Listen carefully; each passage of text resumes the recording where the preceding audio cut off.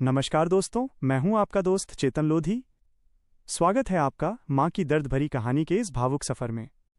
पिछले पार्ट 2 में आपने देखा कि जब माँ पुराने घर पहुंची तो वहां का हाल देखकर उनकी रूह कांप गई। घर पूरी तरह बिखर चुका था और राघव की हालत भी बहुत खराब हो चुकी थी। जैसे ही राघव ने दरवाजे पर खड़ी अपनी माँ को देखा, वो लड़खड़ाते हुए उठा और सीधा माँ के पैरों में गिर पड़ा। उसकी आवाज़ कांप रही थी, माँ, मुझे माफ़ कर दो, मैंने बहुत बड़ी गलती कर दी। माँ की आंखों से आंसू बहने लगे। जिस बेटे ने कभी उन्हें घर से निकलने पर मजबूर किया था, आज वही बेटा उनके पैरों में गिरकर रो रहा था। माँ ने तुरंत उसे उठाया और गले से लगा लिया। माँ बोली, बेटा, माँ के दिल में अपने बच्चों के लिए कभी नफरत नहीं होती। राघव फूट फूट कर रोने लगा। उसने कहा, माँ, मैंने आपकी बात नहीं मानी। मैंने अपनी पत्नी की बातों में आकर आपको और चंदन को घर से निकाल दिया। आज भगवान ने मुझे मेरी गलती का एहसास करा दिया। माँ ने देखा कि सिंक में जूठे बर्तन पड़े थे और फर्श पर धूल जमी थी। माँ ने चुपचाप झाड़ू उठाई और घर साफ करने लगी। राघव शर्मिंदा था, पर माँ मुस्कुराई और बोली, क्योंकि ये घर मेरा भी है और तू मेरा बेटा है। माँ ने रसोई में चूल्हा जलाया और अपने हाथों से रोटी बनाकर राघव को खिलाने लगी। राघव हर निवाला खाते हुए रो रहा था। उसे समझ आ चुका था कि माँ का प्यार दुनिया का सबसे सच्चा प्यार होता है। लेकिन माँ के दिल में एक डर था, अगर चंदन को पता चला तो वो क्या कहेगा। उधर शाम को जब चंदन काम से लौटा तो माँ घर पर नहीं थी। उसका दिल घबराने लगा। पड़ोसियों से पूछने के बाद उसे शक हुआ और वो तुरंत पुराने घर की ओर भागा।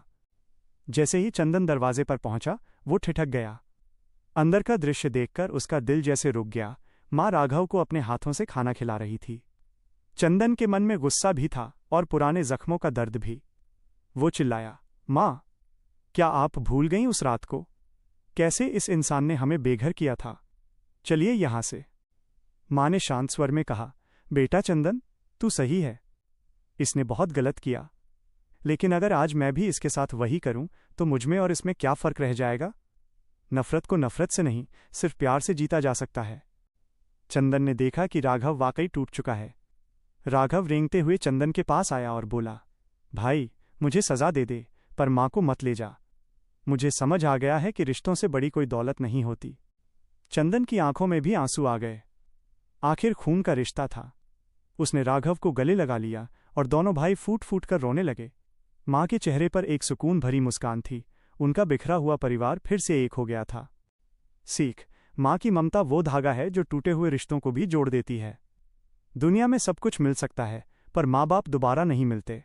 अगर आपको ये कहानी दिल को छू गई हो तो कमेंट में लिखें माँ, और ऐसी ही कहानियों के लिए जुड़े रहें। लेकिन क्या चंदन और राघव का ये मिलन हमेशा के लिए रहेगा, या फिर कोई और मुसीबत इस परिवार को तोड़ने आ रही है?